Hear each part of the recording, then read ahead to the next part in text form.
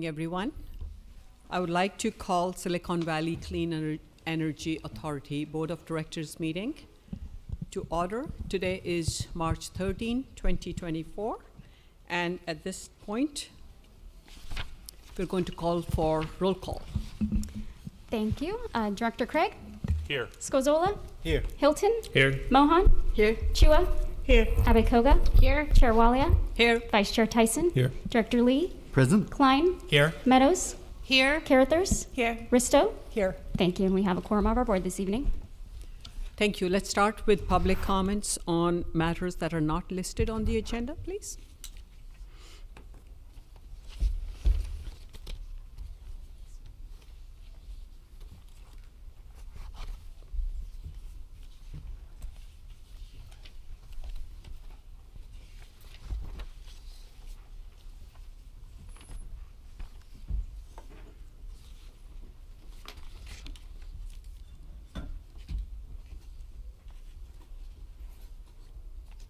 Do we have someone from the public who would like to speak on matters not on the agenda tonight? No, none online.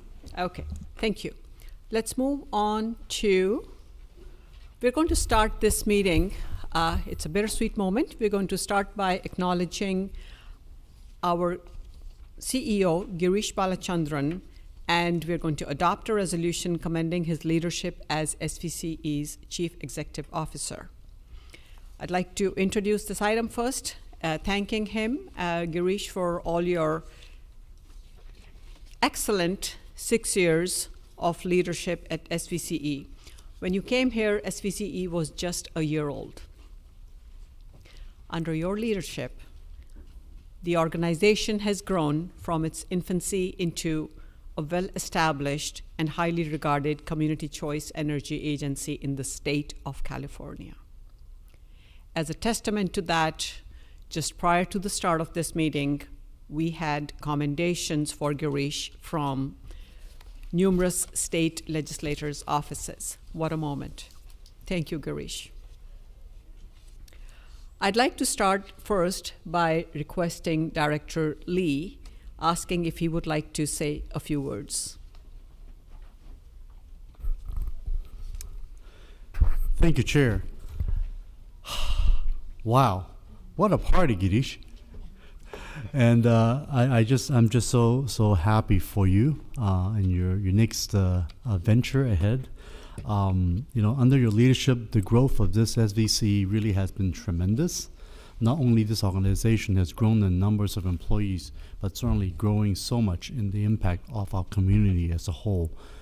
Multi-million dollars have been given and committed to community through scholarships, grants, rebates, and sponsorships, in addition to almost 943,000 metric tons of carbon dioxide equivalent greenhouse gas has been reduced thanks to your efforts. This is truly a fantastic board to sit on, and this, I have told people this is my favorite board, including the Board of Supervisors. I like this better. Come on, which board do you have at the $120 million surplus, right? That one, I have to deal with the deficit.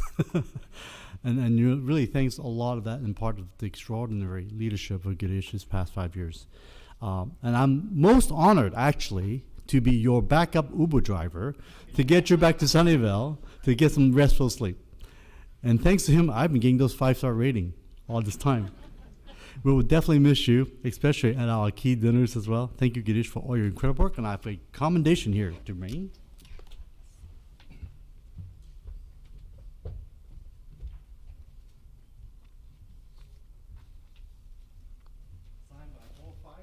I'm not going to read all the warehouses. The meeting's going to be too long, but now come visit you today, and I need to have you stay.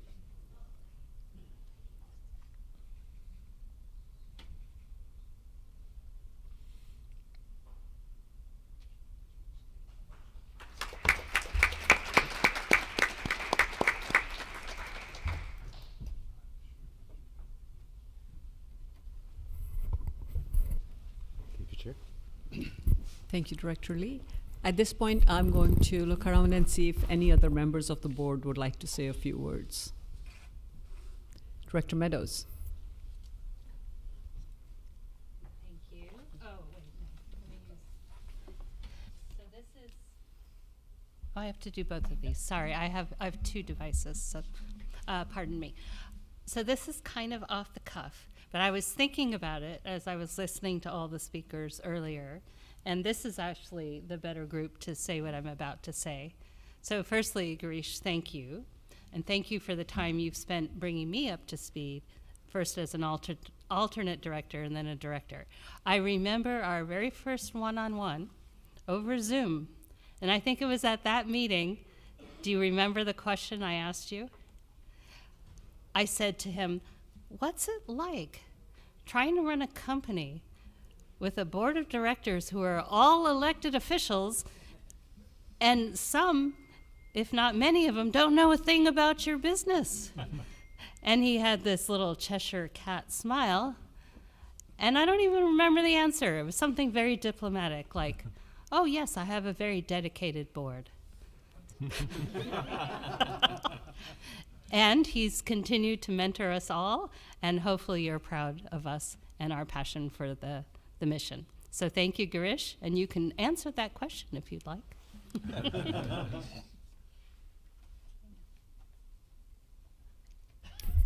Director Abikoga, then Director Chu after that. Thank you, Chair. I'm now the alternate for Mountain View, so I'm just really excited that the primary couldn't make it tonight, and I get to be here representing Mountain View, but I wouldn't have missed the retirement reception for the world. I had the opportunity to be a part of that original interview panel, and I'm just so grateful actually to Rod for his hand in bringing Girish into our organization. As soon as I met him, I knew there was something special about Girish. And for someone like me who, to be honest, don't be shocked, but the technical stuff is not my forte. I was a humanities American poli-sci major, but Girish has just been so wonderful and teaching us, mentoring me. I had the opportunity to be chair twice in 3 years, and so had really had a chance to get to know you, Girish, and you're just really one of a kind. I've worked with many city managers and CEOs of different organizations, but Girish just has that combination of obviously the knowledge, skills, and of the issue area, but the political savvy, and as Sally mentioned, you're just knowing how to work with us. And I remember getting my first call when you were checking in on us before board meetings, and not every CEO does that, and so for him to do that right off the bat was just like, I knew there's something different about Girish, and he's shown that ever since. 2021 during the pandemic was definitely, hopefully, only one and only experience like that, but it was a real pleasure to work with you, Girish, and getting through that very unusual time, and that's when I really saw the leadership with staff and how you just really set the tone for our organization. This is probably one of my proudest organizations to be on and on a board of, and I often get to say that, most people think government moves slowly, but not this organization, and a lot of it is because of our rocket man taking us to the stars. So it's very bittersweet, and trying not to get too emotional, but thank you so much for your many years with us, and I'll miss you, but I hope our paths continue to cross. Thank you.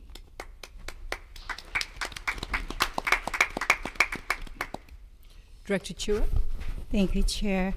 I just want to add one word to the list of many words I think that your staff and your friends had said. I would like to add the word resourceful, because one day I got an email from Girish and said, Evelyn, can you introduce me to Congressman Ro Khanna? So I said, oh, yes, absolutely. And before I know it, they were already going out, having meetings all over the place. And I think one of the reasons that Milpitas got the $3 million climate change grant is because of your presence with Congressman Rocana. Thank you so much. And to add to that, I would like to thank you for mentoring me. I know nothing about CCA and all those acronyms, and I still don't, but but I'm learning. Thank you, Gurish. I'm gonna miss you, just like Margaret said. You're a unique, special person, and like I said before, I think you're, if not one of the best, I think you're the best CEO I've ever worked with. Thank you so much.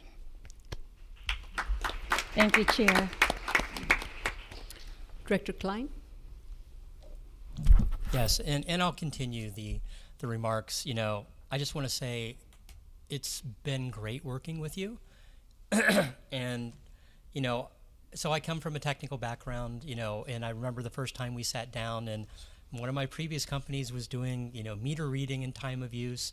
So I understood that portion, but the operation of a CCA and where that energy comes from is critical. And the time that you spent to educate your board, you know, definitely you've built the organization, you're working with your staff, but the time that you've spent to educate your board so that we're successful, so that we're making the right decisions and giving the right direction is, you know, to me, the best thing that you could do, because it's not an easy sort of thing. It's not something, you know, there are many different organizations that all of us sit on that you can come in as an alternate and sit in for one meeting and the decision isn't that difficult. This isn't so. That for this organization, you know, especially the decisions we're making, the programs that we're starting are so earth-shattering and changing our local communities, and, you know, setting a future that all of us want to see. But, you know, for me, I just want to thank you for the time that you spent.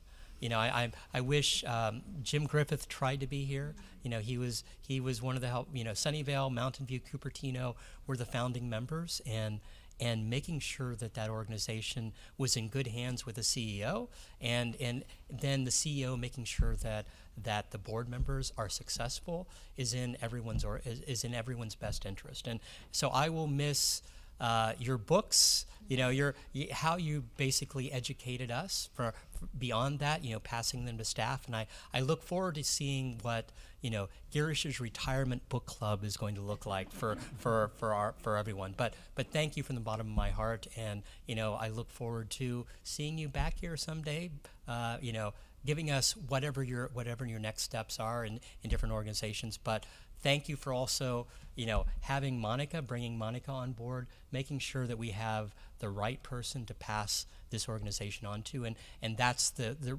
real mark of a good leader, is making sure that there's a succession plan so that you can go home and sleep well, and making sure that this organization will continue to make a difference for many years to come. So thank you.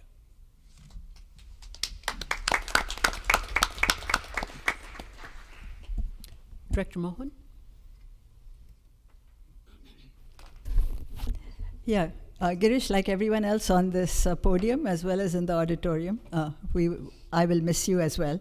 But I have to say that I'm a little offended by something. Ever since you announced that you were retiring, I had these great suggestions for you about how to lead your life. And you indulged me, you listened to me, but you never took me up on any of those great suggestions that I've been making for the last 6 months. But the other thing I wanted to point out was, you know, this podium is very familiar to me. I'm here every 2 weeks, and there's always a little bit of sort of butterflies in the stomach when I get here. But then then I realize it's SVCE and not my regular board. Should I not be saying that? And then I'm sitting back and I'm not sort of leaning forward and anxious and waiting for every word. And then at the beginning I thought, is it because all these people around me are just so nice? And they are. I'm not disputing that at all. But I do want to give you and your staff credit, because you put together these great presentations. There's nothing to argue about or find faults in or anything. And just that made for a very relaxing atmosphere. And I always sort of went around, and your acronyms were wonderful. I didn't know any of them before I came on this board, and then I just felt so smart, talking about PCIA and RA and all this. So I think people just had a better impression of me knowing that I was part of SVCEA. SVCE. I just wanted to conclude by saying occasionally when he has the time, Girish and I go out and have lunch because he likes Indian food, as do I. And and I realized nothing goes better with Indian food than arguing about why my PG&E bills are so high. Thank you for everything you did. Other comments from the board? Do we have public comment here, Andrea? Seeing none. Girish, it's hard to say anything about you without taking too much time, which I'm not going to do. Your love of books, your mentorship, your positive energy, always being available to support every single member of the board, every single time. It's my 4th year here. Every director I worked with on this team has agreed with me when I've said this is my favorite assignment. I used to say it very shyly in my own city, which I love deeply, but now I don't even hide from them anymore.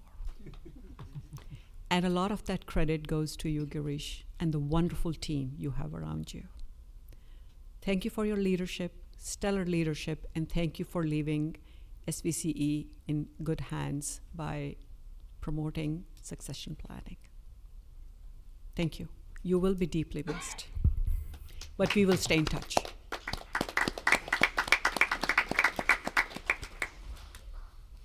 With that, I'm going to request a motion to adopt resolution number 2024-03 to honor Girish. Do we have? Second. Okay. Motion made by Director Abikoga and seconded by Director Lee. Vote, please. Yes, given all 13 members are present, we do not have to do a roll call vote if you do not choose to. Okay, wonderful. Go ahead. Just- Do we just go ahead and say all in favor? Yep, we Say can go that aye. route. Aye. Thank you. Motion. I've forgotten. It's the first time I believe that we are all here together. I do this in my own city, but okay, great. Anyone opposed? None. Anyone abstain? None. Thank you. The motion carries unanimously. Girish, what an honor to have you here, your last meeting, but we know you will continue to come back and join us. Thank you. At this point, I will take a moment to present the resolution to Girish on behalf of the board. And after that, I am going to request all the directors to come up front to have a photo taken with Girish. So I'm going to proceed with the presentation of the resolution first. Thank you.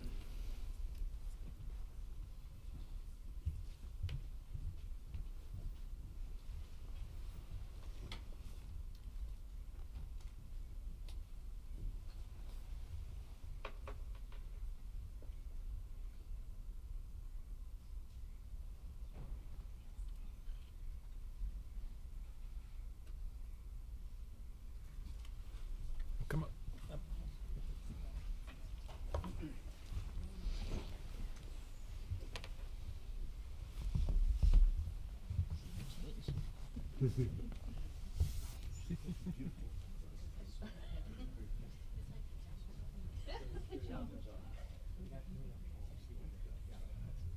Okay, all the shorties in front. Charlie's, yes, come on. No part of our group, the shorty group.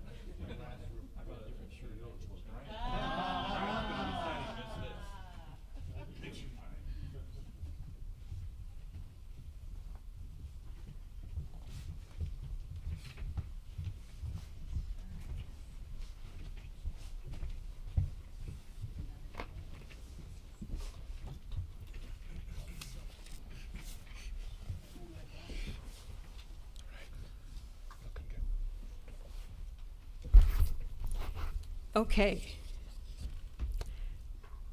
Consent calendar. Do we have anyone wanting to pull anything from consent? No? Are we having any public comment? Seeing none, let's bring back to the board motion. To Move the, approve. move the consent calendar. Thank you, Director Klein. Second, Abhikoga. Thank you. All those in favor? Aye. Opposed? Abstain? None? Motion carries unanimously. Thank you. It does help when everyone is here. Wonderful. We move on to item number 2, which is the CEO's report. CEO Girish Balachandran with his report to SVCE. The last report from me. Okay. We've set aside a few minutes. I'm going to take the opportunity to address you as a board also. But actually, before that, no, I'll go with this first, and then we'll introduce our new employees. Sorry. So, Director Meadows asked a question that I'll answer. So, right now we have a board, we have a chemical engineer, we have an architect, we have a finance director, that's you, Director Mohan, engineer, attorney, veteran, a VC, political science major, teacher, pharma executive, firefighter, small business owner. When you think about diversity of viewpoints and diversity of expertise, that's what you want in a board. And, you know, someone asked me, we were talking a few weeks ago, and I thought the best board members are the ones who ask good questions. Questions that we don't think about as staff. And maybe a question about, did you look around that corner? We're the subject matter experts. We'll bring you answers, but sometimes we may not ask all the questions. And you all ask the right questions. So Director Meadows, that's what it is, right? So obviously it's not the subject matter expertise. That's why you hire all of us. But this diversity in this board, we've been so lucky from day one. And prior to day one, you have Director Sinks there, and you have city managers from various cities, staff from counties. You had Don Bray, before he was an employee. All of you came together to put this agency together. So, you know, the birth of this agency happened like 10 years ago when your climate action plans were being discussed, and then you came together. I also wanted to mention something I didn't mention before, but I need to mention now, which is, you know, when I share a couple of things with my family, my cousin will say, oh, your dad and mom will be proud of you. Both of them have passed away 26 years ago and 2 years ago. One is an engineer, one's a doctor. And my mom is a doctor who worked for local government in India. And I never thought I'd work for local government. And I've come to love local government. It's especially this job is the best mix of innovation, value, and giving back to the community. So I feel very blessed to be in this position. And one of you mentioned here and repeatedly about what a wonderful team we have. And that's the thing, right? So I contribute, but everything you say, I know I'm just taking a fraction of it because we have a wonderful team. And so any good work that I do is a total reflection. But here's the deal, it's not just our team, it's all of you also. What makes us successful, we're going down this highway, and this highway is around climate change, right? And mitigating the impacts of climate change. We need to keep in our lanes on this highway. You're in your lane, we're in our lane. And we need to constantly be talking to each other, because sometimes we need to be close to each other, sometimes apart. And we have done a phenomenal job at that. Using the highway metaphor, that'll break down very fast, is I'm very optimistic about the future. And that's that clean energy future. You're going to see, just items 5 and 6, you'll see all these decarbonization programs coming in. Item 4 on the budget and setting aside money for strength and everything we're going to do on programs and PPAs and clean power. That future is very bright and very clean, but the road is rocky. Now, when you started us in 2014, it was words. In 2016, when we were created, we started taking action. And now, as we get into the building decarbonization space, and you see the challenges of implementation, you see the challenges of blackouts in 2020, you see the challenges of affordability today. None of those things are meant to get off this highway. All we're looking for is zig and zag. This highway is not going to be smooth all the way. And this board is amazing. I mean, right from the founding board to right now, it's a super pleasure to work with this board. And I feel very optimistic about this. Something else, obviously in this last kind of talk, there's some obvious questions that I should pose and answer. And, one thing is, you talk about, okay, what advice do you have? Leaving, one of my staff actually asked me that yesterday. And so maybe addressing the board as a whole. An effective board, which is an educated board. And I love, when you just see the diversity of experience you bring, you already bring a lot of intellect, smarts, and passion. I say continue to be engaged with all the education we provide, because the challenges of tomorrow are still unknown. Get educated on that. So I think that's one. Effective board governance. I have 3 things. Effective board governance, great. The second is invest in excellent staff. And I think in you hiring Monica, you obviously have done that. And all the staff that we have here, amazing. So I'd say just continue to do that. So the first and second is basically just keep doing what you're doing. And the last one is also keep doing what you're doing, which is be very strong financially. Because when you have financial reserves, you have options. One of the things I like to say, and I said this earlier, change happens, you have to adapt in order to succeed. So change, adapt, succeed. You don't know what changes are going to hit you in this rocky road, but when that change hits you, in order to adapt smartly, you need financial reserves. You need to be really strong. This is an extremely volatile commodity. This is a business that moves very fast under forces that are not under our control. They are very, very large forces. They're global forces. They're national forces.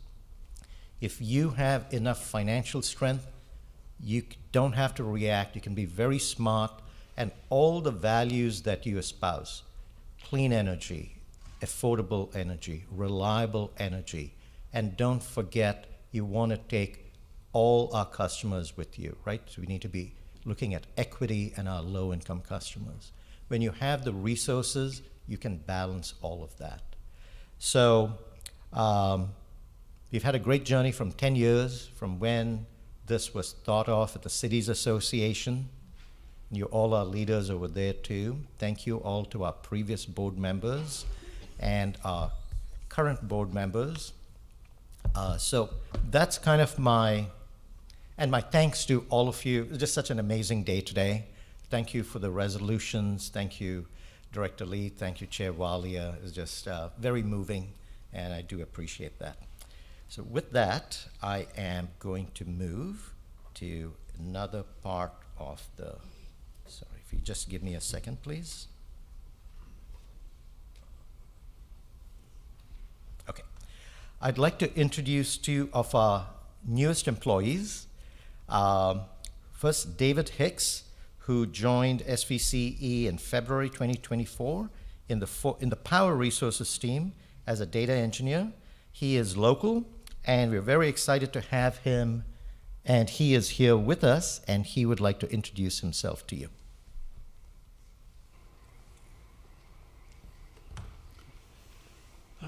Hello. My understanding is that I'll give an introduction on my professional experience and then some of my personal interests. I started my career working on point source carbon capture, collecting carbon dioxide from coal power plant emissions. And I wanted to work on something that had a more direct impact on the economy, not so much as a Band-Aid on an existing problem. So I moved to work on research for direct air carbon capture. I worked at a startup doing research on emerging technologies for that. I took a brief intermission in the clean tech space and worked on machine learning at a creative agency. But have been since given the opportunity by SVCE to come back into the clean tech space and help bring some more of Silicon Valley to Silicon Valley clean energy. I'm excited to streamline the data needs of the power department so that we can make the best portfolio possible going forward. Some of my personal interests are photography and the community of volleyball that finds itself in Sunnyvale. Thank you. Thank you so much, David.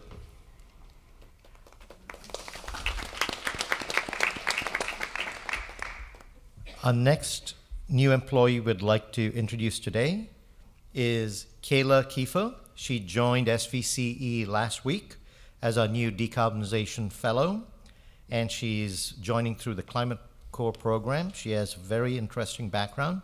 I'd like, Kayla, would you please come up and introduce yourself? She will be joining the DPP team. So, welcome, Kayla. Thank you. Hi, everybody. My name is Kayla Kiefer. As Girish said, I'll be starting as the Decarbonization Programs Fellow. My background is a little bit different. So I am from Southern California, the high desert area.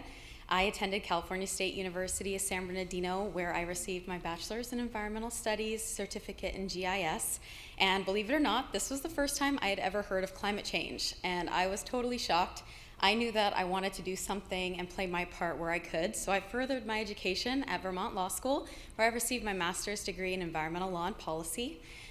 Then the pandemic happened. So I worked the last couple of years as an operations manager and implemented sustainable practices in this office where I could. However, I knew that my passion lied with combating climate change, so I stumbled upon this fellowship through SEI's Climate Core program and was completely honored to be offered this position. So I'm very excited to get started here with SVCE. Thank you. She's also very humble. She has received 2 medals from President Obama for her social service activities too. So as you can see, like we said, amazing team. Thank you very much. Chair Walia, that's the end of my report. Thank you. Thank you, Girish. With that, let's move on to item number 3, to receive audit results and accept the findings from independent auditor. And we have Amrit Singh, CFO and Director of Finance and Administration with this item.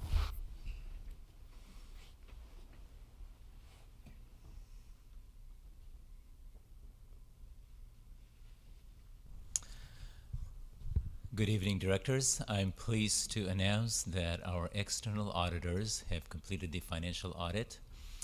So this is the financial audit for the fiscal year that ended September 30th, 2023. Just a brief recap, The auditors first met with the audit committee in September of 2023 before the start of the audit to kick off the audit and present a plan to the audit committee.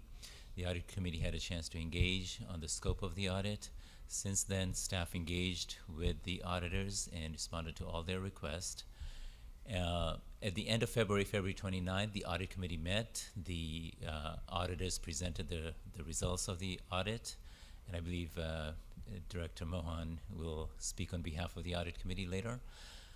The auditors presented the results of the audit. The audit committee voted unanimously that the board receive and accept the results of the audit.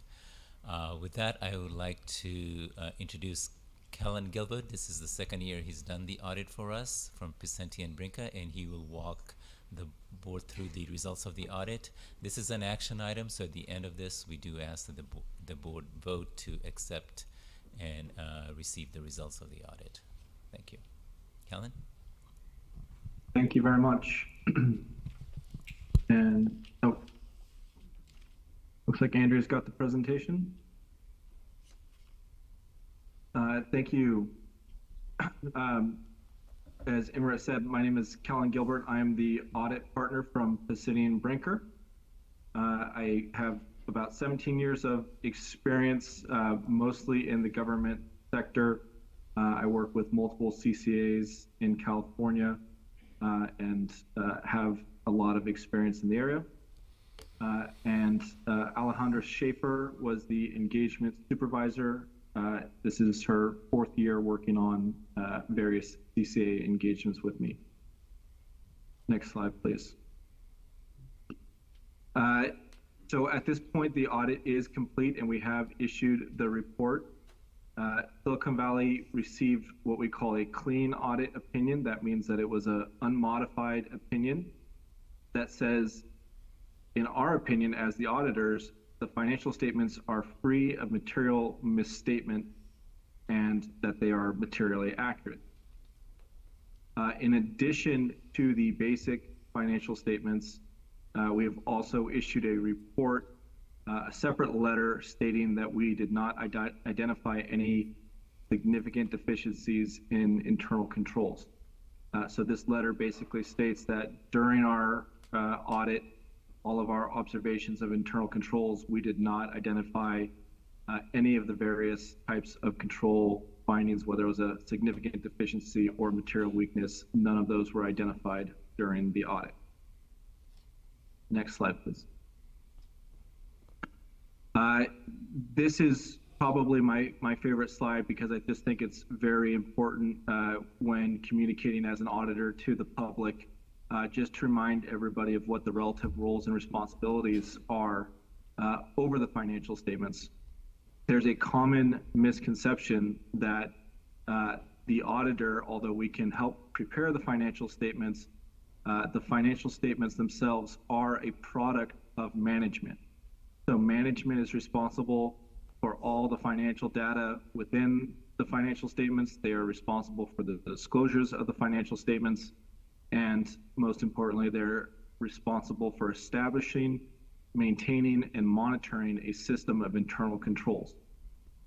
The auditor is responsible for giving our opinion about whether or not the financial statements are free of material misstatements, and we do that with what's called a risk-based approach.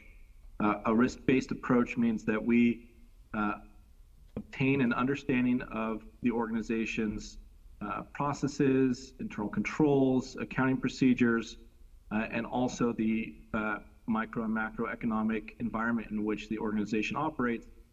And then we perform a risk assessment to determine where the best areas of the financial statements would be for us to increase our testing, do more test of details or confirmations. Basically, where do we focus our audit efforts? And that way we are spending our time where we're getting the most bang for our buck. And that's what a risk-based audit approach consists of. And so we as auditors, again, are responsible for having this risk-based approach, and then at the end of the audit, providing our opinion of whether or not the financial statements are materially accurate. And so, as I mentioned, part of our required procedures are gaining an understanding of the various risks of a misstatement, and that can be due to fraud or error or just a control deficiency.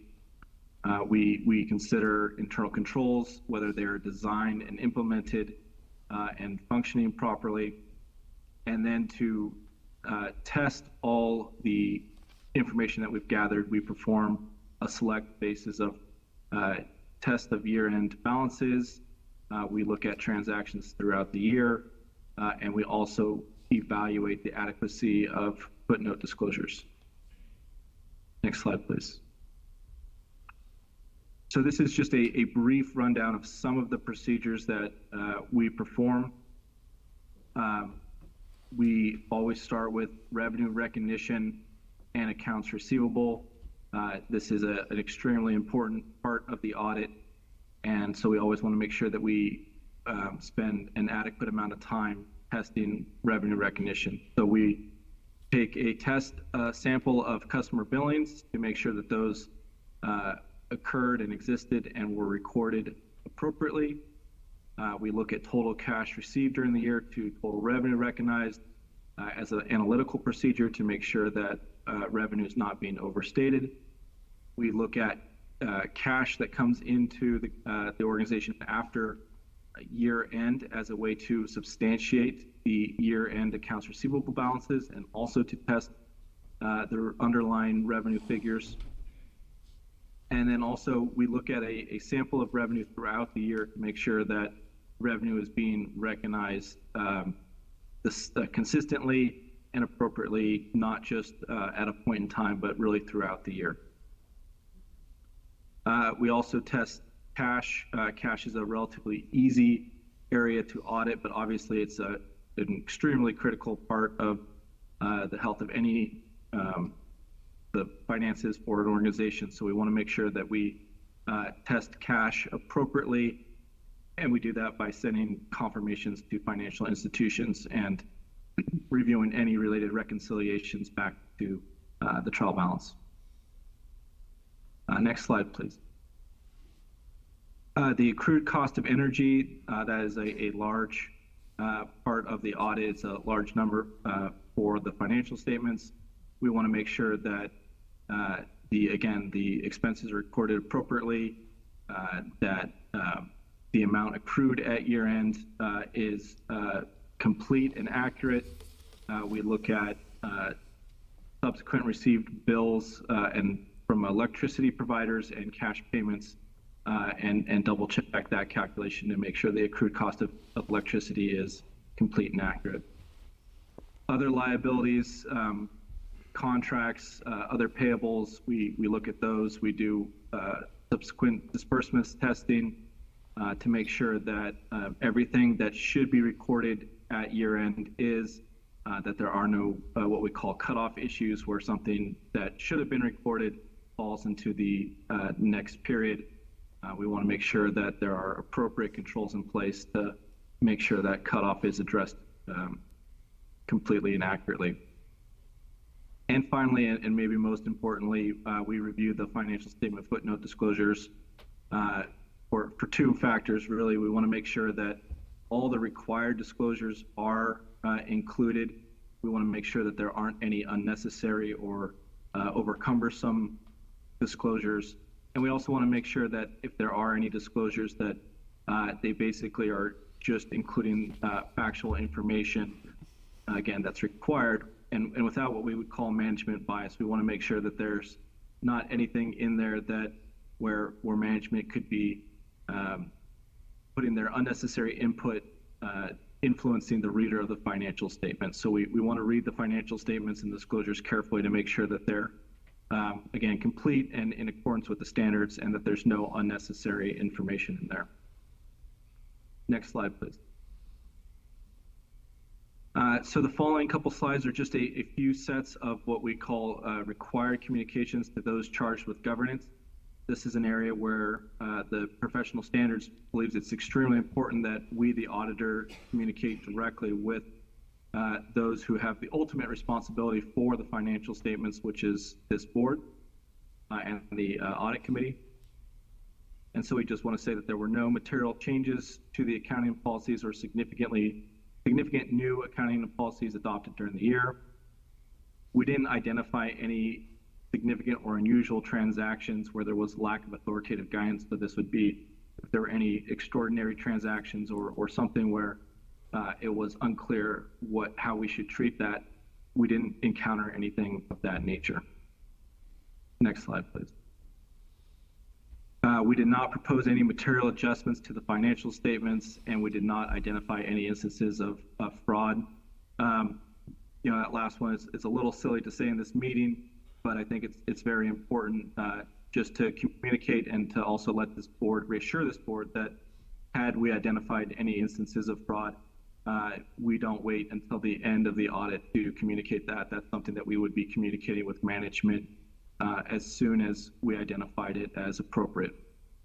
So again, we did not have any of those type of instances. Next slide, please. Lastly, we had no disagreements with management, and we didn't have any difficulties getting the information that we needed. All the information was provided neatly and timely, which we appreciate. We worked with Mike Maher accounting throughout the audit, Emirate, and again, greatly appreciate everybody's help to make the audit as efficient as possible and as in just as smooth as we can, as anybody can to, when you're being audited. Again, appreciate management's help. And lastly, there was just no disagreements with management over the scope. What that means is that there was no information that we asked for that management refused to give us. So basically, if we asked for information, management complied, and we appreciate that. Next slide, please. So that is the end of the presentation, and I'm happy to answer any questions on the financial statements, my slides, or just on auditing in general. Thank you, Amrit. Thank you, Kellen. Before we go to questions, I'm going to request Director Mohan, the SVCEA Audit Committee Vice Chair, if she would like to say a few words on behalf of the Audit Committee, and then I'll bring it to the board for questions. Thank you, Chair Walia. Thank you, Amrit. The Audit Committee met on February 29, 2024 to discuss the preliminary audit results. Kellen Gilbert, who you just heard from, the lead audit partner for Pesenti and Pinker, presented the results to the committee, which at that time were almost complete and expected to be an unmodified, that is a clean, audit opinion. Pesenti and Brinker did not find any significant deficiencies in internal controls, did not have any disagreements with financial accounting, and were not expecting to propose any adjustments. Mr. Gilbert stated that there were no disagreements with management concerning the scope of the audit, the application of the accounting principles, or the basis for management's judgments on any significant matters. Based on the information presented, the Audit Committee voted unanimously to recommend that the SVCE Board of Directors accept the audit report and its findings. Thank you, Director Mohan. Any questions? Okay, let's move to public comment. Seeing none, I'll bring it back to the board. Motion to approve. There are two things staff is looking for: to receive the report and accept the results of the report, the findings. Move. Chair. Director Chua. Thank you, Chair. Move to accept the year-end financial statements and the independent auditor's report for fiscal year 2022 and 2023. Tyson seconds. Okay, wonderful. All in favor? Aye. Aye. Any opposed? Abstain? Boy, that goes much faster. Thank you. This is how to do it.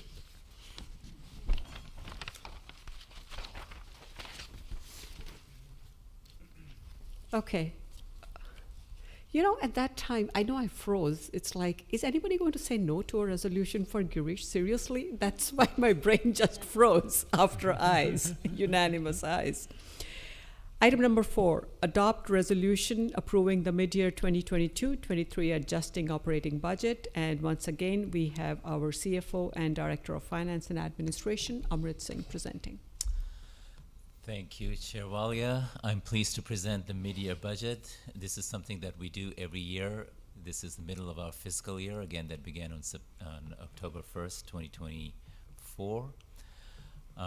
This is an action item. We will ask at the end of the presentation that the board approve the resolution adopting the adjusted budget. In terms of what I'm going to talk about, I'm going to briefly touch on the timeline, the highlights of the budget since we made adjustments in in December. If you remember, we made an adjustment in December to the budget that was initially adopted in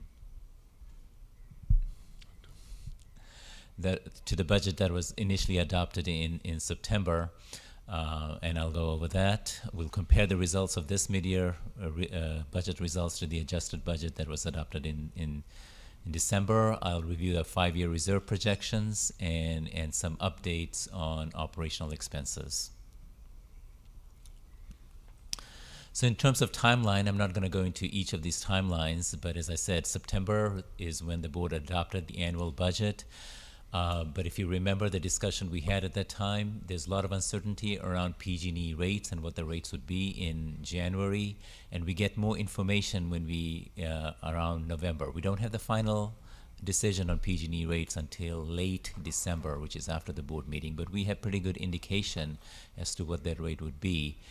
Based on that, we adjusted the budget. There was significant adjustment to the budget at that time because of higher PG&E rates coming, generation rates coming, and lower PCIA.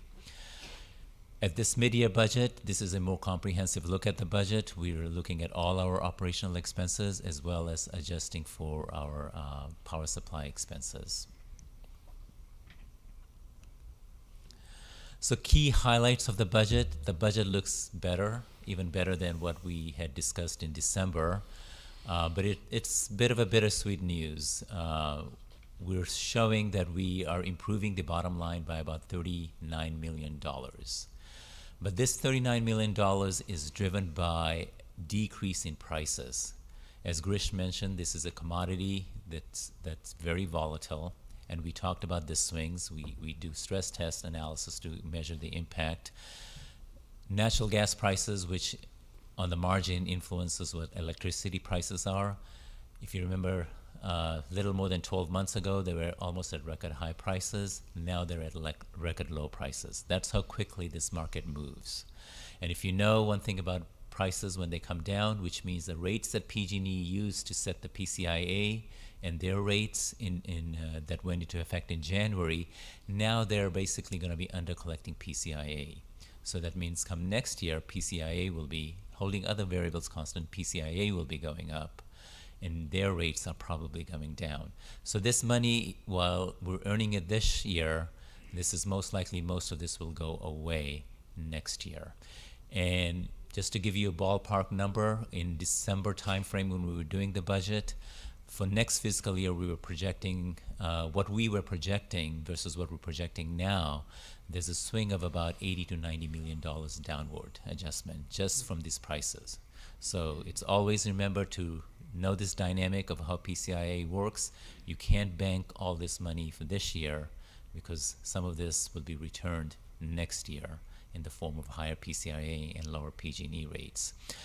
That is actually the highlight of this budget. Prices are volatile, prices have come crashing down on energy, but one area where prices remain high is RPS. They're at record high prices. I mean, normally we expect prices to be in the $15, $13 range. We're seeing prices on the market around $70, $80 a megawatt hour. The other area where prices are very high is resource adequacy, or RA. They're almost double of what we had expected. So that may have some counter effect of this dampening energy prices. So they may help PCIA and PG&E generates somewhat. But on its own, the energy prices, isolating for that variable, is causing that huge downward swing for next year that I talked about of about 80 to 90 million. Rest of the budget are slight adjustments that I've captured in this table here. Operating expenses, some are going up, some are coming down. Most of this is coming from staff vacancy savings, slightly offset by additional headcounts, which I'll go into a little bit more detail. As I mentioned, energy prices, the energy part, has come down 14% at the time we were putting this budget together, but since we have put this budget together to now, they have dropped another 14% for this year and about another 8% for the 5-year projections. I'll show you the reserve projections for 5-year. In this chart, I'm showing that next year is still slightly positive. We were showing 40 million, but just this last week when we reran the numbers, we're actually showing next year to be negative contribution to margin if we hold to a 1% customer discount. Again, that's not accounting for the higher RA and RPS prices, which again, we don't know until CPUC publishes those prices that they will adopt for PCIA rate making and PG&E's rate making in around October timeframe. And that's why we always do that adjustment in December now. But this is the highlight. This year is looking good. Last year was good, but the projections are very uncertain going forward. So on the next slide, I show the comparison to the budget adjusted budget we had adopted in December. You can see the bottom line is improving, but the big movement is the drop in energy supply cost, and that again is because of the drop in energy prices. Okay. So the reserve projections, we have a reserve target of 300 days of cash on hand. This again is driven by the stress test analysis that we do. For what we are projecting by the end of this fiscal year, September 30th of 2024, we're projecting we would have we'll be slightly above target for the first time at 367 days of cash on hand, but well below the max target of 490 days. This again accounts for funds that have been allocated to programs and to the building fund that have not yet been expended. If I were to take that out, then the other number that I'm showing here, that instead of 367 days, it would be 284 days of cash on hand. We take a projection as to how we're going to spend program dollars in looking at our reserve projections. As I mentioned, you can see next year here is slightly positive, but if I were to update these numbers today, that would actually be negative for just be driven by the energy prices. So the reserves are kind of volatile at this point. We will have a lot more information when we bring the annual budget in August and December timeframe. August and September for approval and adjustment in December. And we'll start engaging with the Finance and Exec Committee in May about frameworks of that budget once PG&E starts putting its preliminary projection for next year's rates in May. Little update on staffing. When we had adopted the annual budget, we had budgeted for 58 full headcount. We have added 3 positions using the CEO's personnel authority, and those are one for the General Counsel that will be starting on April 1st. We're looking for a board clerk, executive admin to assist with the board meetings, provide Andrea with much needed support. And Andrea is moving to take on greater responsibilities within the organization, in addition to what she already has, and also provide administrative support to the organization. We added a senior program specialist. We need to, in the last budget we adopted, we hired a lot of marketing staff to basically push adoption of the programs we have, and we've added one more staff to actually further develop and increase our decarbonization programs.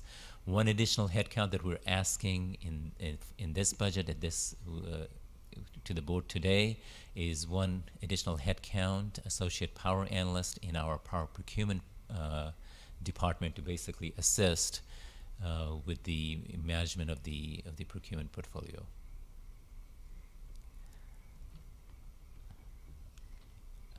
There's some laughter. I don't know what I'm missing, but oh, I see. Okay. You're doing great, Amrit. All right. Thank you. Last summary slide, basically, Grish mentioned reserves. Once they're gone, they're gone. That's what that slide, that picture is meant to say. We need that for this volatile period. As I said, the commodity prices, and we've talked about this, they can flip on a dime. You know, they can go up, they can come down, crashing down. Right now they're crashing down, and because of the way our portfolio is structured, where we forward hedge the energy, we're not able to participate too much on the downward movement, but nevertheless, we get hit with the PCIA and PG&E's generate impacts. So the next steps, again, we'll be conducting our stress test analysis. We're in the process of doing that. We presented the financial stress candidate stress test to the Finance Committee last month.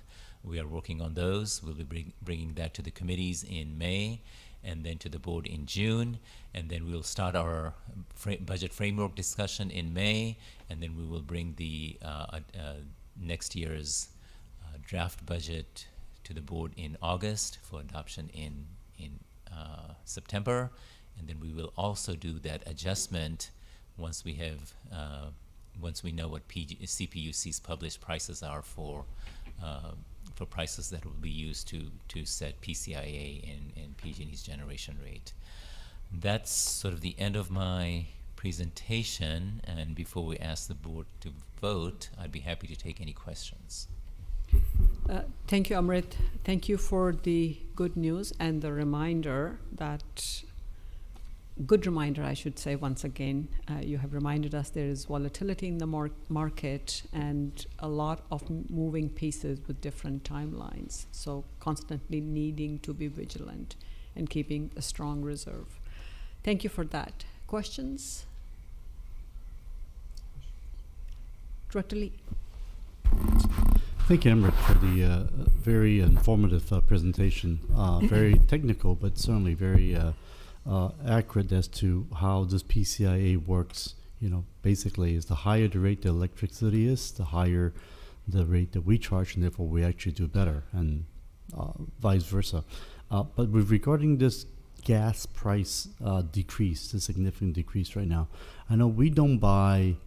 I mean, we try to buy as green as possible, but we still have some purchase of gas in the long run as a reserve or to cover a certain percentage of it. For the hedging purposes, if the price is so low right now, is this a good time for us to actually enter into some of those contracts further out? Well, we don't actually buy gas. We bought some RA resources. We have some rights where we can dispatch those units, but for the most part, our energy is clean. But natural gas on the margin sets the prices for electricity, and that's how we get impacted. So when gas prices are low, electricity prices are low. We don't want to speculate. It's actually against our risk management policy to speculate on market prices, so we take a very measured approach. That's defined in our energy risk management policy that basically lays a sort of a laddered approach as to how we hedge. So we don't want to take a market view. You know, market is what the market is. We are not speculators. We don't want to say this is good, this is bad. We take that measured approach. So sometimes that helps, sometimes it doesn't. But what the purpose of hedging is basically to reduce the volatility, of the portfolio. In other words, reduce the risk of the portfolio. There's some further analysis that we are going to be doing with respect to how PCIA and PG&E generates. There are complicated analysis that we may refine and fine tune in the future some of those hedging recommendations to the board. Thank you. Director Klein? Yeah, so and PG&E and the PUC are constantly changing things, and so 5 days ago, PUC again approved another rate hike from a PG&E standpoint that will take place in April, I think. How does, and I understand, you're getting getting this report out is difficult, but how does that play into what this year's budget will look like? So the recent increase, that went in January was the generation, which is what we provide to our customers, generation services. And if you remember at that time, and it's in the appendix of this presentation as well, they proposed a high rate in January, and then the generation rates will come down in July when they've recovered certain amount of money that they need to recover. But the recent increases are not so much generation related. They will affect the wires charges, transmission and distribution. Okay. Yeah. Okay, that clarifies that. I appreciate that. And then your presentation mentioned the 5% discount.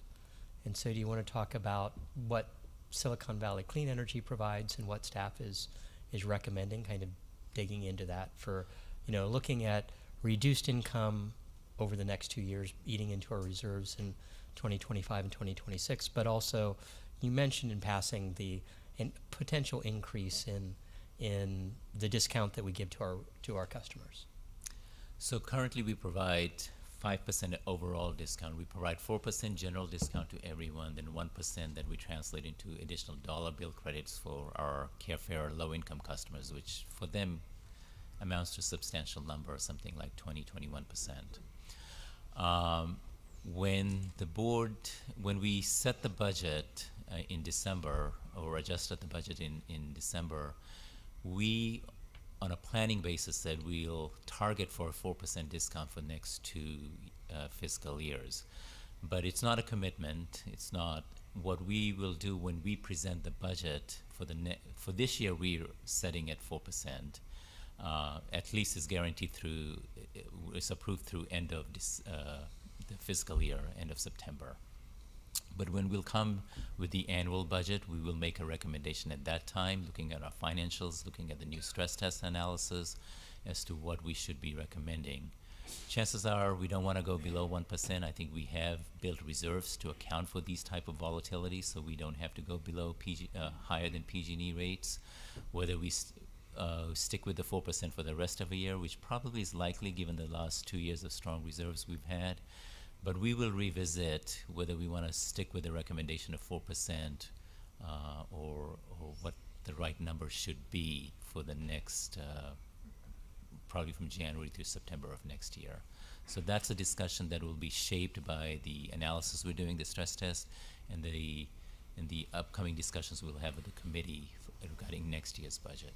And I appreciate that framing. I was just wondering, so as opposed to, let's say, our low-income customers, the slides are saying supporting, and I couldn't find it in the main in our main agenda packet, but the slide is saying supporting an overall customer discount of 5%.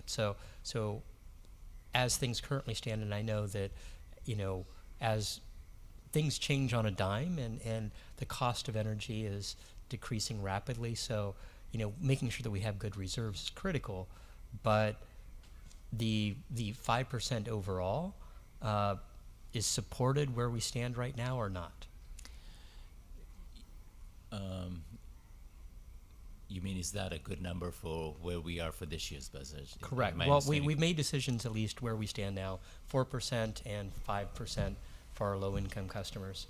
From the slide deck, it's saying support overall customer discount of 5%, meaning we have, I'm assuming, just from that standpoint, we have reserves that we could conceivably go to 5%, but the bigger picture says, let's be prudent, let's bring it up in May about next year's budget. Just trying to clarify. Yeah, the 5% that I have in that slide is to show what's in the budget right now, effective overall. That's what I meant to say. Okay.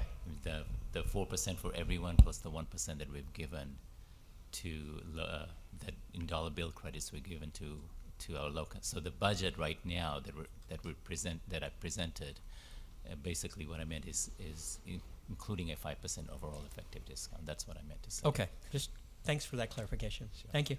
That's all I have. Thank you. Other questions? Public comment?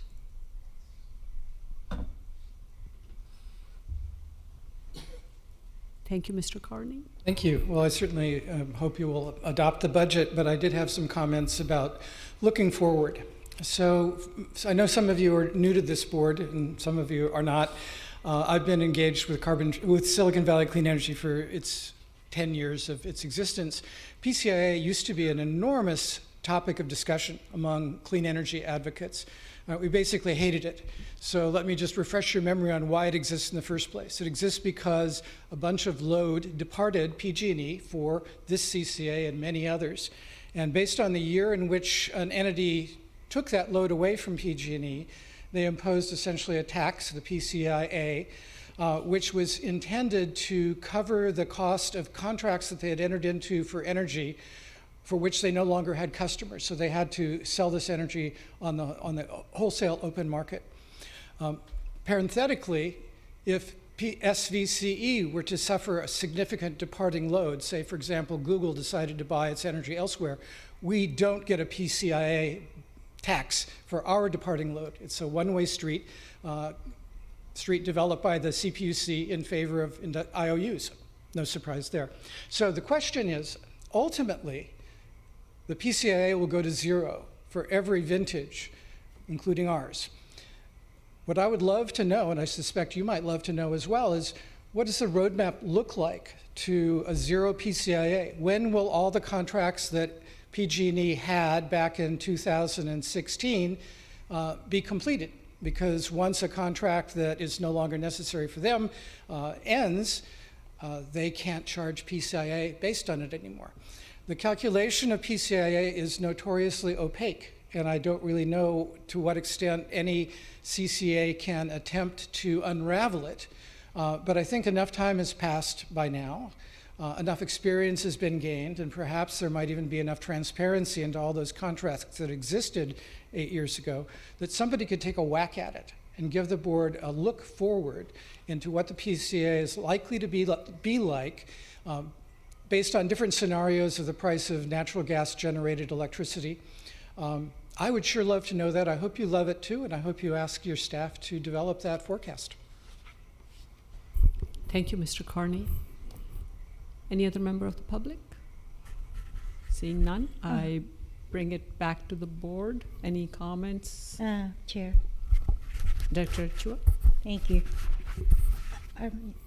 Can you please remind me, the last time when we, on the last budget, I think, there was a discount of 4%, which really amounts to $2, correct? 4% on an annual basis is about $40 for residential customers. So divide by 12? Yeah. Okay, so what's 5%? Each percent is like about $10 a month. A year, sorry, for residential a year. customers. So it's about $50 Yeah. for the entire year. Yeah. What's the grand total? If you increase it by 1%? So 1% cost us about 5.8. You can call it 6 million. Pardon? 1% cost us about 5.8. You can think of it almost rounded up to 6 million. Okay. That's all I wanted. Thank you. Thank you, Chair. Great question, Director Chua. Other comments, questions, motion? Director Lee? Thank you very much. Motion to accept the mid-year report for the budget here. Second. Second by Director Scuzola. Vote all in favor? Aye. Aye. Opposed? Abstain? Motion carries unanimously. Thank you. Thank you, Amrit. With that, we move on to item number 5, which is to adopt a resolution approving funding allocations for decarbonization programs. And we have Justin Segunis, Director of Decarbonization Programs and Policy. Welcome, Justin. Thank you, and good evening. I know it's been a wonderful but long evening, so I have 2 items, the final 2 items here. So I promised Girish that I would really drag mine out as long as I possibly could. He's, you know, he really doesn't want to leave, I think. So I'm going to move a little briskly through. But yes, tonight we are seeking board approval for our allocation of already authorized funds to spend on programs.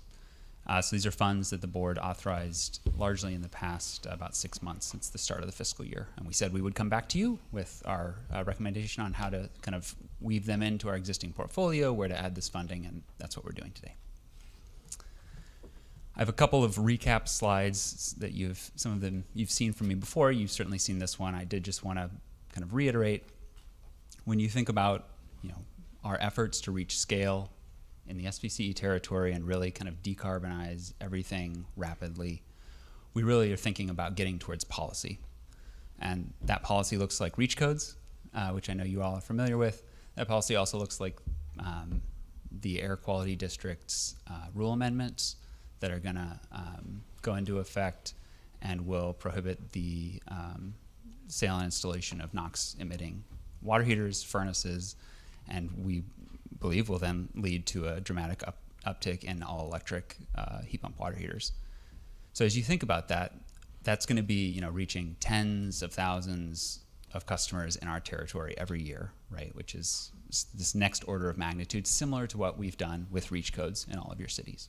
So that's really the objective here. The programs that we run, you know, are trying to build this support ecosystem that we need to have in place to let those policies exist and thrive and make them work for customers. So make sure that things are affordable, make sure that the technology's out there, things like that. So again, I know you've heard that from me before. I just wanted to kind of restate that's the framing, that's kind of how we think about the programs I'm going to be talking about today. This additional funding is on top of funds that the board has already authorized, so I did just want to make a quick mention of those. The big takeaway on this slide is really as of the start of the fiscal year, so all the funds that were authorized before this fiscal year, we have successfully kind of programmed and gotten on the street in some form about 85% of those funds, which is really great. A portion has been spent and the remainder are kind of live to customers. So they're open programs, customers are able to apply or engage. We have contracts that are in place providing services to customers, things like that. So with this funding, we're really in the stage right now of trying to drive uptake and kind of ramp up adoption over the next couple of years. The new funding then is kind of adding on top of that, weaving that in. And through our work in these existing programs, we have identified some kind of gaps, new tactics that we want to pursue, and that's what we're proposing to use this funding for. My team, since October, when the board added some funding in the fiscal year budget, we've gone through an exercise to review our entire portfolio of existing programs, looking at projected impacts, looking at the market sectors that we're targeting, looking at feedback we've received, what the data is showing us for our program so far, and we generated a bunch of new ideas and kind of went through this process to try to whittle them down to get to what you see before you today. And that I have grouped into these 6 categories. I think it's helpful to sort of think of it in 2 groups. We have the top 2, which, as you can see, are kind of larger allocations. Those have some programs where we're kind of maturing a little bit. We're scaling some of those up. And then there's some other program areas that we're still kind of testing, piloting some approaches. These are the specific programs which I'm going to walk through. I did want to note that about 70% of the funds really are associated with the single family install program and the community decarbonization grants. So I'm going to focus most of my time on those. I also want to note that, you know, this is a quick presentation. There's more information in the staff report. And also, you know, you're kind of getting the tip of the iceberg on some of this. And so I really encourage you, if you want to talk more about some details, you have ideas or thoughts, we would welcome the chance to talk with you directly. Feel free to reach out to me, my team. You know, we're going to continue to be iterating on these and working on these as we roll them out. So with that, I'm going to jump into the first area, which is kind of expanding our single-family customer electrification work. And the big effort there, you see I've grouped the top 3. That's one new program, which actually I'm going to be talking about in a little bit as well. And this is a program where we're really trying to kind of broaden the participation. So we have an incentive program today and some other resources which we think is working to reach earlier adopters, folks like that. But we really want to try to go after folks who are really busy, who don't think about energy very much. How do we make that as easy and simple as possible? And so this is this new program approach that we're really keen to test and try out. It's going to have these three main elements. For income qualified customers, it will have a no-cost pathway to do the electrification in their homes, which is really great. We'll have a turnkey pathway where if you're a market rate customer, you will just have a co-payment. So you'll still get all the incentives and everything. You just will pay for the delta and the, compared to project cost. And then we will have an emergency water heater replacement, which is really great. We're trying to get this moving quickly because we want to get some experience running this program ahead of BACMD making its decisions around its rule amendments. And we know that some of these elements are things that are really important to the BACMD board and BACMD staff in understanding how will their rule amendment affect customers across our territory. So we're really kind of trying to innovate, demonstrate that this works to enable policy.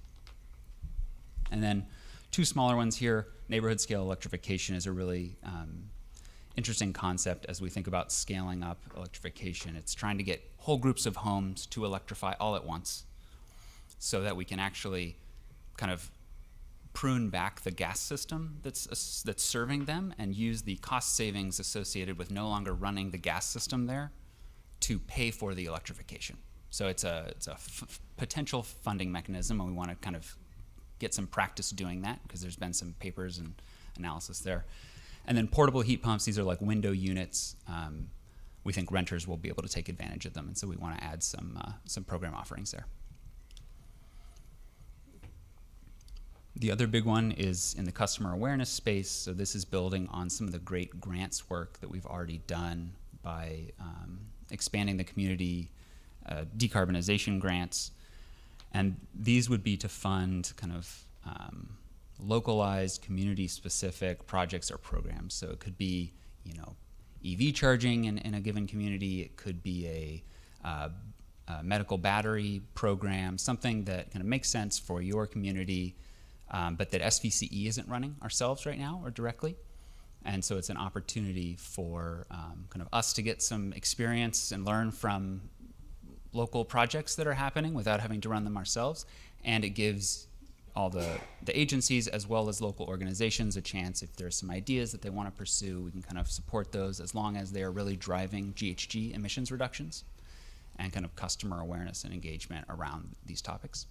So we're finishing scoping those, but we think there will be a portion that's allocated to agencies and a portion that is competitive, open to agencies and other organizations. And then funding for eHub, which is our wonderful web resources. We're doing a revamp of those, version 2, and so we need some funding for the next 3 to 5 years on that. And then program marketing funds. So this is actually setting funds aside to help us drive that uptake in all of the current programs and in these new ones. And then I'm going to run through these last ones pretty quickly, but e-mobility incentives. So this is targeted EV rebates and some e-bike incentives. For the EV rebates, those would be income qualified. And we also would be kind of doing outreach to really try to engage multifamily residents as well as folks who drive their vehicles long distances, because those are kind of some of the best opportunities to get the most internal combustion miles off the road. Commercial and industrial, so we've been running a pilot, talking to some large commercial customers in our territory, and there is some interest in electrifying some of their processes. And this is a very kind of nascent market, but it's something that we're really excited to support, so we want to put some funding there. Workforce development, something that we've talked with the board about before, we know is important. And we've been talking to a lot of local workforce stakeholders, so we're trying to still figure out where we can best deploy these funds, but we really want to inject them into efforts that are already underway and kind of enhance some of the efforts of organizations in our territory. And then my last category, which includes virtual power plant or load flexibility, obviously super important to us moving forward. This is just kind of some additional funding to help us demonstrate and test some approaches, but we're really going to be leaning a lot more, I think, into virtual power plant moving forward. And then EM&V is the evaluation of all these programs so that we can continue producing reports that we make public, sharing data, things like that, and getting third-party evaluation of the work that we're doing. So this is what I just talked through. I do want to just note that, after approval, hopefully from the board tonight, the work does not end for us. We continue to do stakeholder engagement. We continue to get feedback both before launching the programs and after launching the programs while we run them. So again, I'll conclude just by saying tonight we're looking for approval of our proposed allocation of this already authorized funding. I do want to note that we will continue to provide periodic updates on our program work as we do in the board packet, and we have a quarterly board report that has a bunch of information about targets, status, uptake, things like that, and any future contracts for vendors that are above 100K or whatever our policy is, which is 100K right now. We will still bring those to the board for approval. So there's still going to be that opportunity for you all to see them. So with that, I will open for any questions. Justin, thank you so much for your presentation. Once again shows how much progress SVCE continues to make, and this is at the stage where we are actually going ahead with decarbonization programs, reaching out to the customers directly. Great work. Questions? Seeing none? Wow, okay. Public comment? Seeing none? Wonderful. I'll bring it back to the board. Comments or a motion to approve resolution 2024-06? Move to approve. By Klein. Thank you. Second? Second. Second by Director Lee. All in favor? Aye. Opposed? Abstain? None. Wonderful. Brings us to the last item on tonight's agenda. I know Girish actually did call me to say, do not end this meeting till midnight. I'm like, guys, seriously? Item number 6. Authorize the CEO to execute an agreement with Franklin Energy Services for program design and implementation supporting single-family residential. 3-year period, not to exceed amount of $14 million. Once again, Justin Zagunis, Director of Decarbonization Programs and Policy. Your presentation, please. Thank you. Yes, me again. And actually, I'm going to ask Leanna Nguyen, who is on my team and really led the work on bringing this contract together, both in terms of kind of working on the scoping and negotiating, to join me. If you have any hard questions, she's going to be the one that I turn to. Yes, so this item is, we're carrying the momentum forward from the previous item. So this is actually one of the topics that I had listed was $14 million program with these 3 key pieces, and this is the contract for that program.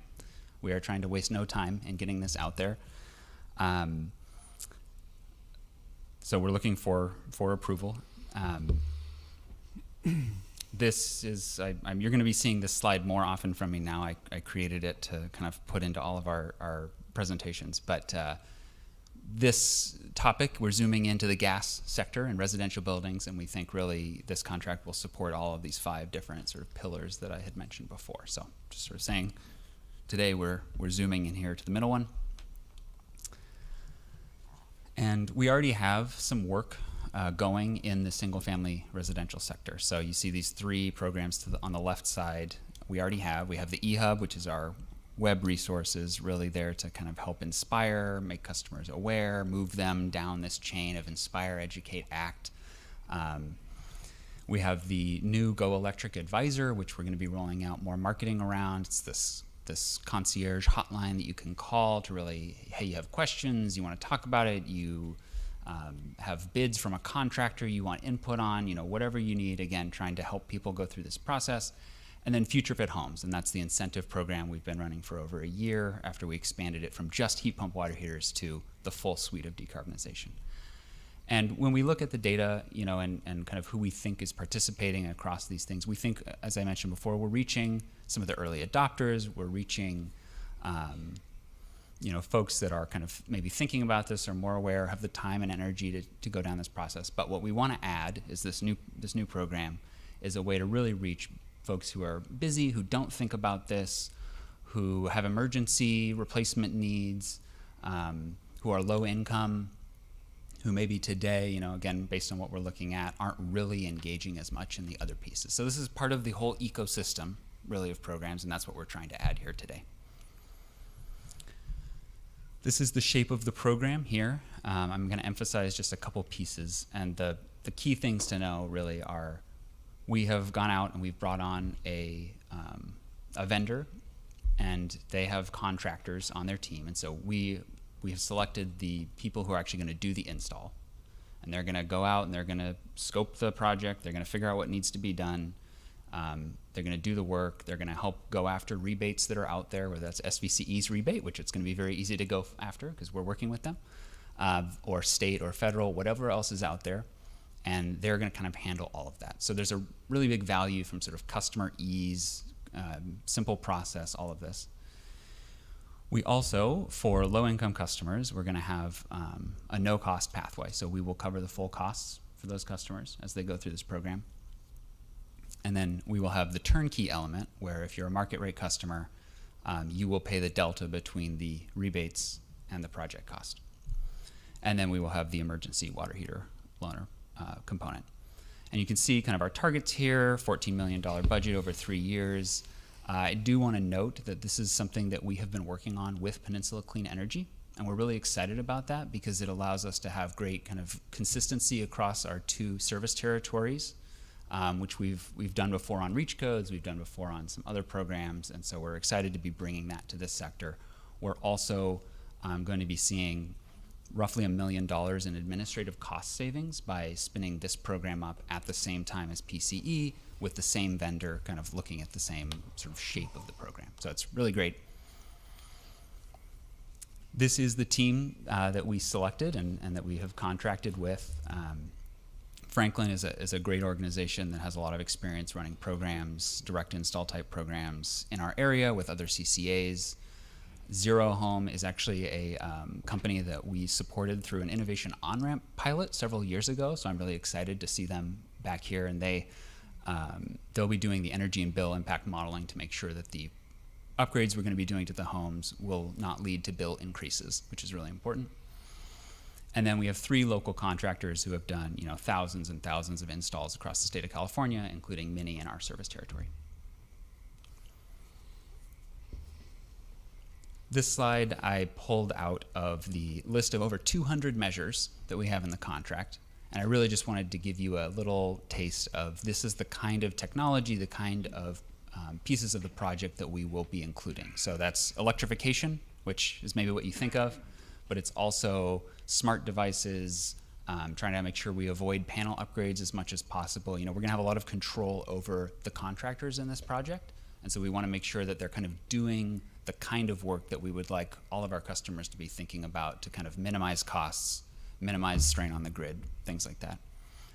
And then also health and safety. So sometimes to get these projects done, you have to do remediation, you have to do, you know, there's kind of old, who knows what you're gonna find as you go into this. And so we wanted to make sure we were including that support so that we're reaching all customers and kind of whatever kind of house or situation they're in. So this has been a long process to get us to this point, but we're looking for approval of the contract today so that we can launch, and we're going to be launching the low-income and emergency water heater services first so that we can get those going as quickly as possible, and then phasing in the market rate turnkey element a little bit later this year. And that is, I should say, consistent with the PCE timeline, so we're kind of moving along with them. So again, today the request is to approve the contract agreement that we have negotiated with Franklin Energy Services. And I'll open for questions. Thank you, Justin, for your presentation. Questions? Director Tyson. Thanks for the presentation, Justin. This is so interesting and essential. And in our own town has an environmental initiatives committee, and I'm the council liaison for that. And one of our residents did a thorough review of Palo Alto's system to do things like this. And so Tony Yulo was here a minute ago. There he is. And so he attended our meeting. I just want to make sure you were linked in to sort of connect with that information, because we decided our own town didn't have critical mass to try to do anything like what Palo Alto did, but we were looking longingly over at Silicon Valley Clean Energy to see how we could link up there. Great. Yes, we will. We are linked, and we will link. Thank you, Director Tyson. Director Klein, and then Director Meadows. Sure, and great to see, this is the value Silicon Valley Clean Energy is doing programs like this. You mentioned collaboration. I love the concept of collaboration with Peninsula Clean Energy.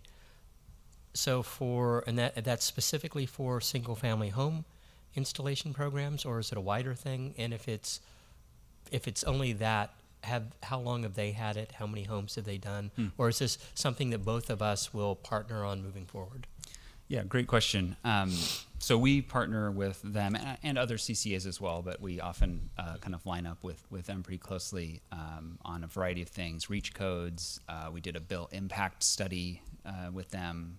So this is a case of kind of stars aligning in terms of we were interested in this, they were interested in this, and so we decided, okay, well, for this one, let's do it together as well, just like we've done some of those other things.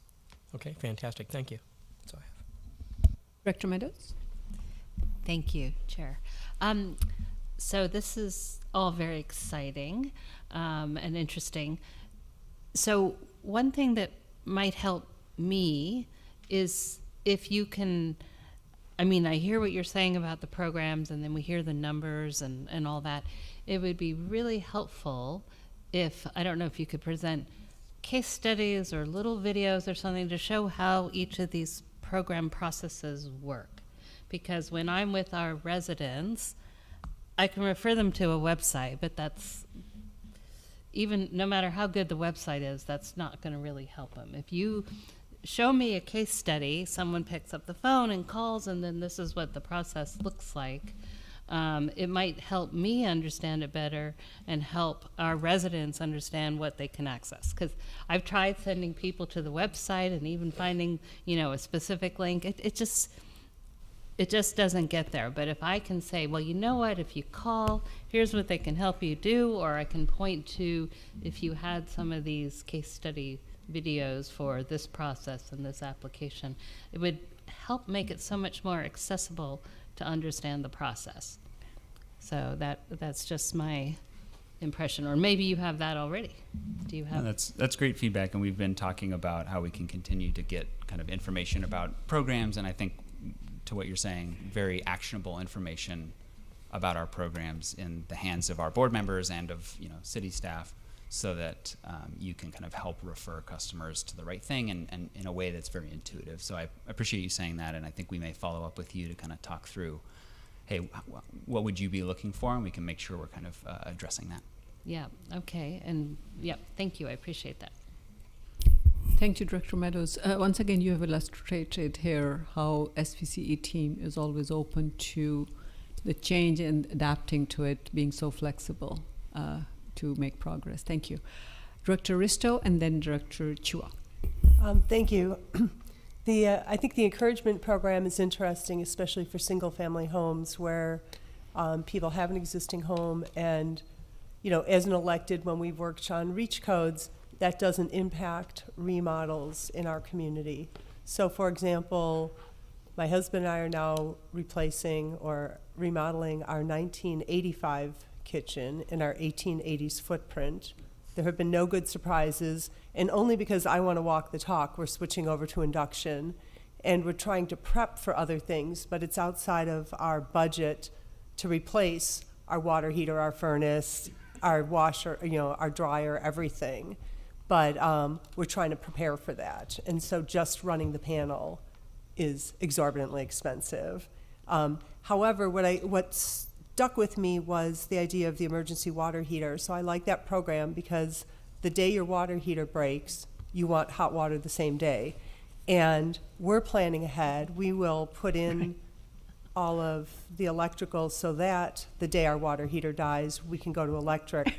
But somebody else is not going to want to wait a couple of weeks to get the permits and get ready. They'll just replace it. So I guess two questions. I mean, I know at one point gas won't be available and somebody will just be stuck for a little bit. I'm wondering if there would be education with all of the contractors so that if somebody today needed to get a new water heater and they called someone for an install, would everyone who does installation know about, hey, you might want to consider going electric, and while you're doing that, you can get this free loaner and we'll help you, switch over. Or will somebody just come in and put in a new gas water heater? Like, how can we work with contractors to make sure that people can take that step at the time that they need to do something? Yeah, I mean, great question.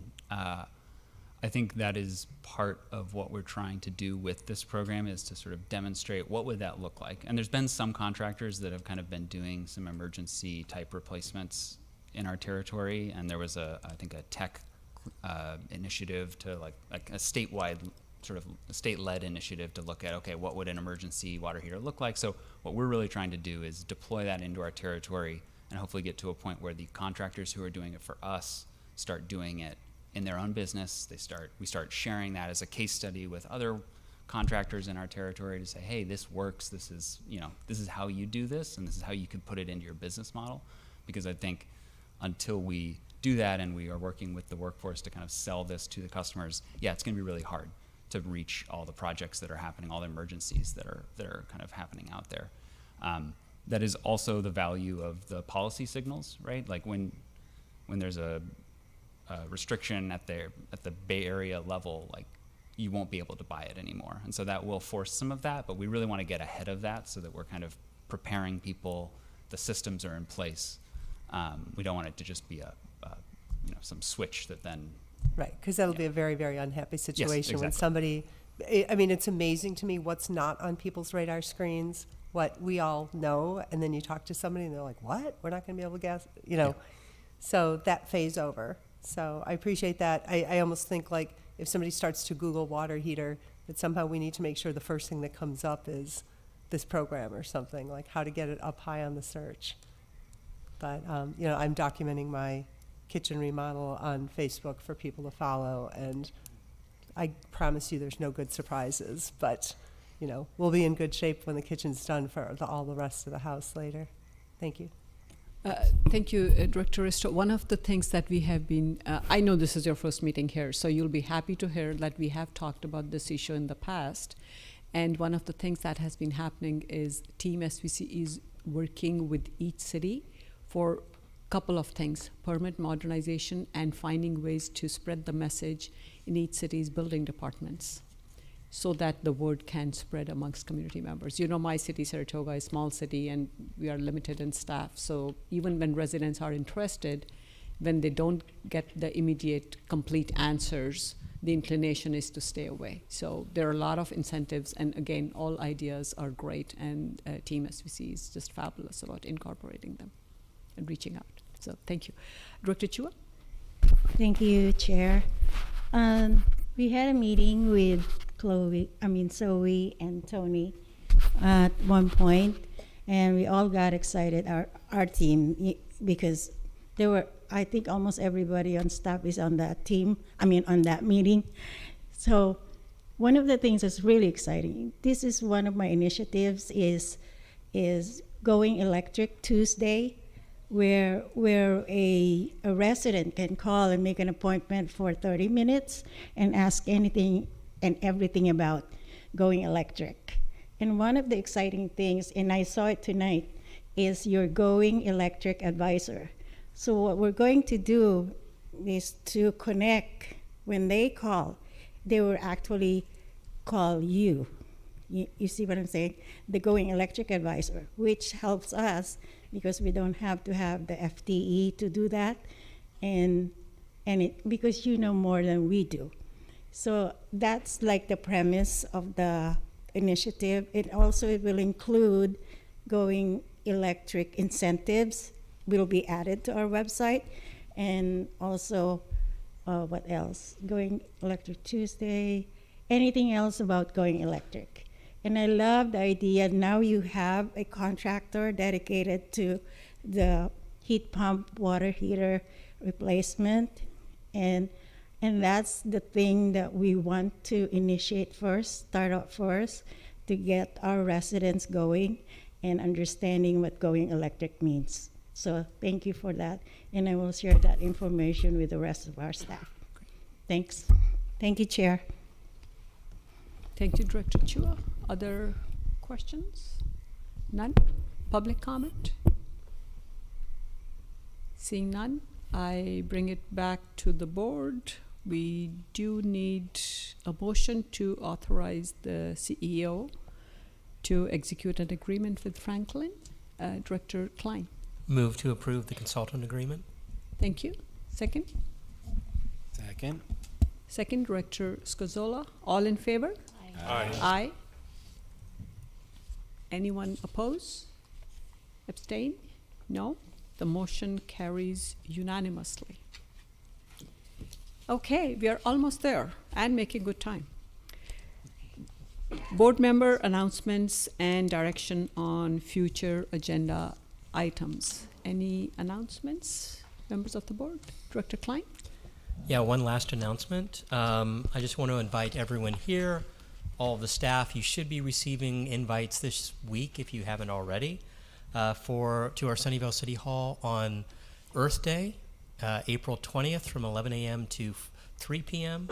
So it's the grand opening of the 6 acres of open space around our new City Hall. So we'll be doing a ribbon cutting on that. There will be tours of the inside of the City Hall, of course, but arts and crafts, induction cooking demonstrations, zero emission cars, e-bikes, master composters. There's tree walks, so definitely an Earth Day celebration. But thanks to Silicon Valley Clean Energy, also helping us be that net zero building at the end of the day. But you should all be receiving invites sometime this week. But that's Saturday, April 20th, and it's also for the public. You can just show up, and it should be a great festival. Thanks. Thank you, Director Klein. Anyone else? So thank you for sharing that. I'll just say it briefly that yesterday I was praising that building of Sunnyvale City Hall to someone and asking them if they're really interested in the subject. That's the place they should go and visit that building. It's truly a net zero building, and what a feat of architecture. It's just remarkable.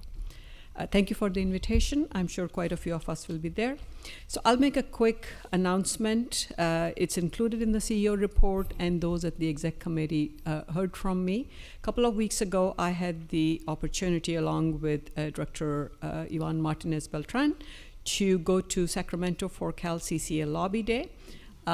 It was truly a CCA World of Energy, successful trip, quite an experience, first time for me. The focus was affordability and reliability from so many perspectives, and it was just wonderful well, two things. One is wonderful that Benna Chang took us there, our director. She made the trip seem like a breeze. And the world of energy, it was wonderful to see so many people working towards the same mission.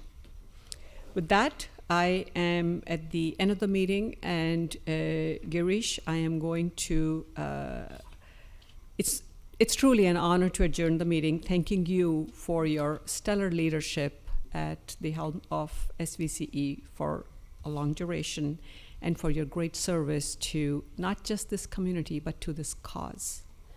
It's, on behalf of the board, it's truly my honor to thank you for that.